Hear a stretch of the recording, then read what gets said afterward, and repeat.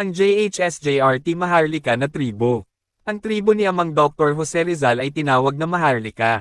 Nakadahilanang ito ang lahi ng mga royal blood and royal family.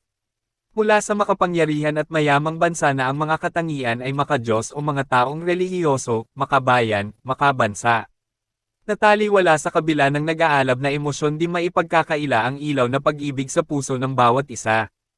Ang Maharlikang tribo ay binuo ni Amang Dr. Jose Rizal, ipinagpatuloy ni White Eagle, tinuldukan, tinapos at isinakatuparan ni Brown Eagle. Kaakibat ang 144 na mga tribo sa buong Maharlikang kaharian o 144 tribes of all tribal kingdom na ang bitbit na batas sa pangkalahatan ay World Court. Ngunit sa Pilipinas bitbit nito ang batas ng Indigenous Peoples' Right Act of 1997, April Law, na kung saan ay may sariling kultura, tradisyon at pamamahala na hindi pwedeng pakialaman ng kahit alinmang sektor ng gobyerno. Kumakatawan sa International Court Clearance, ICC, kaakibat ang 600 committee na bitbit ang internasyonal na pangalang Peace Light Liberty, 100110021003, 1004-C-29-0 International Court Clearance, International Court Committee, ICC, ICC 178179600 Committee, JHS-JRT, Maharlika Jose Rizal Tribes Royal Ancestry 144 Tribes of All Tribal Kingdom Emperor of Light, na inamendahan ng mga hari, reyna, Prime Minister at Presidente, na dati ang kasapi ay 200 nasyon na ngayon ay naging 272 nasyon na noong ika-19 ng Nobyembre taong 2015 sa naganap na Asia-Pacific Economic Cooperation, APEC, Leaders Meeting sa lalawigan ng Manila. Natudukan at sumang-ayon ang lahat ng kumakatawan sa lahat ng bansa sa pangkalahatang kasunduan na tinawag na Jubilee High Yield Program na naganap sa Lima Convention Center, Lima, pero noong ika-20 ng Nobyembre taong 2016 na may temang Quality Growth and Human Development, na ang pangunahing paksa ay Human Capital Development at iba pa, sa madaling salita, batas ng JHS-JRT Maharlikang tribo ang masusunod. Ang kahulugan ng JRT ay Jose Rizal Tribe at Jose Rizal Trust. Itinagong lihim at katotohanan na matagal na pinag-ingatan at sa araw na ito ay elalahad ng tribo ang makasaysayahang katotohanan, tanging mga gumagalaw at mga kumakatawan lamang ang nakakaalam upang itago ang katotohanan sa kadahilanang sa takdang panahon o timetable, ito ay magaganap at maisa sa katuparan sapagkat bitbit nito ang programa ng Amang Zero ng Kaliwanagan. Upang maintindihan ng lahat kung anong hiwaga meron ang tribo at bakit ang ganda at laki ng benepisyo sa lahat ng mga membro, elalahad ng JHS-JRT Maharlikang tribo ang matagal na iningatang katotohanan, maging ang sarili nitong kasaysayan at ano ang kahalagahan ng Covenant. Noong 1960 sa panahon ng pamamahala ni Pangulong Ferdinand A. Marcos Sr., itinatag niya ang 60 Years High Yield Program na kasunduan mula noong taong 1960 hanggang 2020. Ang kasunduang utang, pautang, maningil, magbayad. Paano at ano ang ibig sabihin ng sistemang utang, pautang, maningil, magbayad? Ang agreement ng programang ito ay tinawag noong araw na High Yield Program na sinimulan noong taong 1960 at nagtapos noong 2020. 60 taon o 60 years programa na kung saan ang lahat ng bansa ay bibigyan ng pondo ng tribo. Ang bawat bansa na hihingi ng sapat na pondo sa loob ng 20 taon ay mag-imprenta, at ibibigay ng tribo ang kanilang perang papel. Nakasaad din sa kasunduan ng bawat central bank ng bawat bansa na kailangang magbabayad ng 4% per annum sa halaga ng kabuang utang nila sa tribo sa loob ng 20 taon kada taon. Ngunit sa kadahilanang, bawat bansa ay hindi nakaperpekto sa nasabing kasunduan. Lumaki ang utang at tumaas ang interest ng kanilang mga utang. Iginarantya ng bawat bansa ang kanilang backup na ginto na nasa kanya-kanyang deposito ng bawat bangko sentral. 5 taon bago natapos ang 60 Years High Yield Program ng utang-pautang maningil magbayad na agreement, ipinatawag ang lahat ng mga kumakatawan ng bawat bansa upang baguhin ang kasunduan. Dito nabuo ang bagong sistema. Ang bagong sistema ay tinawag na Jubilee High Yield Program na kung saan 60 years din ang agreement o kasunduan, nagsimula noong taong 2020 at magtatapos sa taong 2080. Sa kasunduan na ito, kalimutan ng utang at interest ng bawat bansa, equally divided, hating kapatid. Magkano man ang hilingin ng bawat bansa ibibigay ng tribo. Halimbawa ang Pilipinas si Pangulong Ferdinand R. Marcos Jr. Nanghingi ng $5,438 trillion budget sa loob ng isang taon. Mag-imprinte din ng $5,438 trillion budget o parehong halaga ang para sa tribo na gagamitin para sa lahat ng humanitarian at livelihood project. Sa pangkalahatan, bawat bansa, atin sa tribo ang kalahati ng budget nila taon-taon. Ang kalahating halaga ng pera, papel na i-imprinte ng tribo ay hindi pwedeng pakialaman ng gobyerno politikal. Ito ay gagamitin sa pagpapalago ng bawat rehiyon mula Region 1 to Region 17. Sa bagong sistema, ang lahat ng ginto na iginaransya ng bawat bansa sa buong mundo ay ipinagwalang halaga na o expire na, sapagkat ang backup ng bagong sistema na ito ay hindi na ginto kundi diamond na. Sa paglabas at paglitaw ng pondo ng buong mundo, ang bansang Pilipinas ay mapapalitan na ng pangalang State of Maharlika, ganun din ang Africa. Uunahin ang mga bansang naghihirap dahil ang lahat ng ito ay biyaya ng Amang Zero ng kaliwanagan para sa kanyang mga anak. Kaya marapat lahat ay makahawak ng covenant na titulo ng buhay ng bawat isa. Ang covenant ay agreement o kasunduan na tayo ay magbalik loob sa Ama at makipagkasundo, na tayo ay susunod sa kanyang batas at ibibigay niya lahat, anuman ang hihilingin natin na makakabuti sa ating sarili. Hindi away, gulo o kasakiman ang hangarin ng tribo dahil hindi yan ang kagustuhan ng may likha. Ang dala ng tribo ay peace. Ibig sabihin ay, kapayapaan, hindi gulo o gyera o paghahangad ng sobra upang itataas ang sarili sa lipunang ginagalawan. Light ibig sabihin ay, liwanag, tribo ang magliliwanag sa buong mundo, liberty o, kalayaan, kalayaan sa sakit, kahirapan at kamatayan. Dito na magsisimula ang mga livelihood program, mga libreng pabahay, bahay pagamutan, paaralan at iba pang kapakipakinabang na mga proyekto para sa mamamayang Maharlika. Paano makatanggap sa mga libreng benepisyo ang bawat isa? Simple lang, sa pamamagitan ng pagkakaroon ng covenant. Saan makukuha ang covenant? Sa mga leader ng inyong mga komunidad na mga simple at mga ordinaryong tao na ang bitbit ay covenant.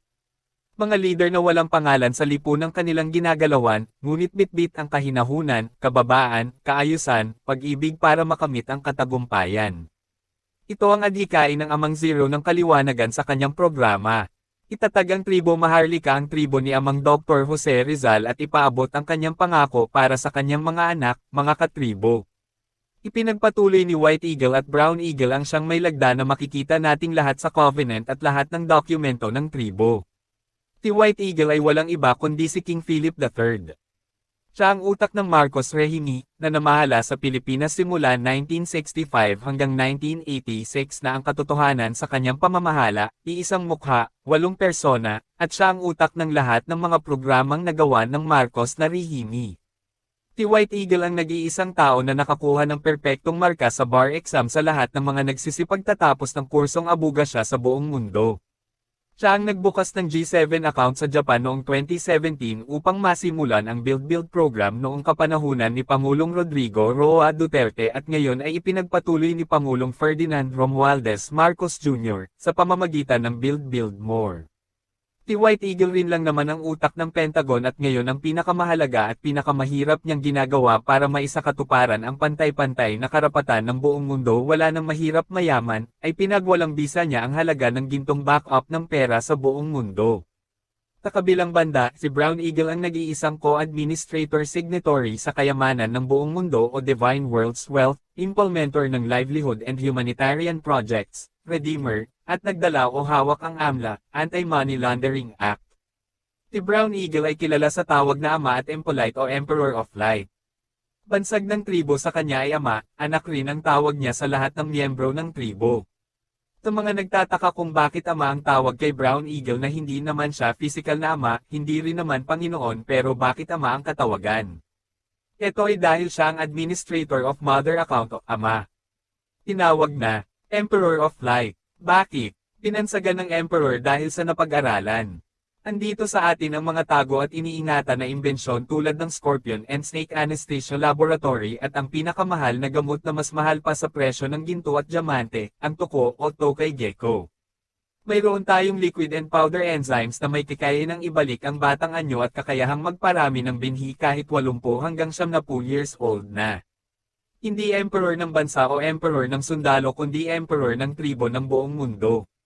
Ang kahalagahan ng covenant. Ang covenant ay pakikipagkasunduan ng Amang Zero ng kaliwanagan at sa ating mga sarili na tayo ay susunod sa kanyang batas at ibibigay sa atin anuman ang makakabuti para sa ating sarili. Ang covenant ang titulo ng buhay ng bawat isa. Na ang bitbit ay kapayapaan, liwanag, kalayaan o peace, light, liberty, na kung saan ang lahat ng may hawak ng titulo ng buhay o covenant ay maging matatag at matibay tulad ng borders na makikita sa covenant. Inihalin tulad sa kawayan, matibay, matatag. Darating man ang bagyo ng buhay, lahat ay matatag tulad ng kawayan na paalon-alon at sasabay lang sa hangin pero hindi mabali, kung mabali man, may tambo uli na sisibol.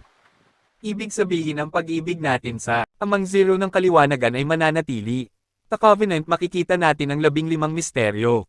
Unang utos at batas ng tribo ay kaliwanagan, kalinisan, kaligtasan, kababaan, kapayapaan, kahinahunan, katapatan, kaayusan, katsagaan, kabutihan, karunungan, kagalakan, kapangyarihan, pag-ibig at katagumpayan. Ang mga batas na ito ay hindi tulad ng batas ng political government na tao ang gumawa at ang saligang batas na ito ay tinawag nilang konstitusyon. Ang batas ng tribo ay batas ng Amang Zero ng kaliwanagan na lumikha ng langit at lupa, ang batas ng Divino-Divina Gobyerno. Programa ng Ama kasama ang mga anak niyang pinili sa bagong lupa na bitbit ang 15 misteryo na nabanggit natin kanina. Ang sistemang binuo ng tribo ay sistemang kagustuhan ng may likha. Walang away, walang gulo. Hindi ma'am at sir ang tawagan ng bawat isa dahil sa sir at ma'am itinataas ng bawat isa ang dibisyon ng katayuan. Sa tribo, kapatid ang tawagan, sapagkat sa mata ng may likha, lahat ay kanyang anak. At lahat ng mga anak niya ay magkakapatid. Ano man ang katayuan o estado ng buhay. Kahit anong tribo at kahit magmula sa iba't ibang relihiyon lahat dito ay kasama at iisa. Sa covenant man o sa alinmang dokumento ng tribo makikita natin ang gintong silyo or gold seal. Ito ang global at international na silyo patunay na tayo ay kasapi ng tribo at bilang tayo ay benepisyaryo sa kayamanan ng buong mundo. Ito ay may tatak na 777-888-999. Ang kahulugan ng 777 ay titulong ginto ng Pilipinas o titulo ng lupa. Hawak ng JHSJRT Maharlikang Tribo ang lahat ng lupa ng buong Pilipinas at noong 5 ng Hulyo taong 2023 ay formal na ipinaalam sa lahat ng sektor ng gobyerno na may hawak ng lupa na ang lahat ng mga lupain ay ibinabalik sa tribo ang lahat ng karapatan bilang ito ay bahagi ng Land Recovery Program. Kung sa panahon ng panunungkulan ni Pangulong Ferdinand Marcos Sr., pinamimigay niya ang lupa, ngayon ay i-recover lahat dahil ang lahat ng nabigyan maging ang pamahalaan ay hindi nakabayad ng buwis at ang lahat ng may hawak ng titulo ng lupa ay nakakuha ng hindi perpektong dokumento na kung saan ay nakapaloob sa en-banc na decision, final and immediate executory, at en-banc Supreme Court Resolution na nakapaloob sa Government Resolution Number 106496 na may kaukulang paalala at babala sa lahat that no further pleadings be entertained of the same land cannot be again litigated in any further action at any court of justice in the Philippines. Ang 888, hawak ng tribo ang lahat ng backup na ginto, diamante at iba pang hiyas na makikita sa Pilipinas at 999, ang perang papel ng buong mundo hawak ng tribo.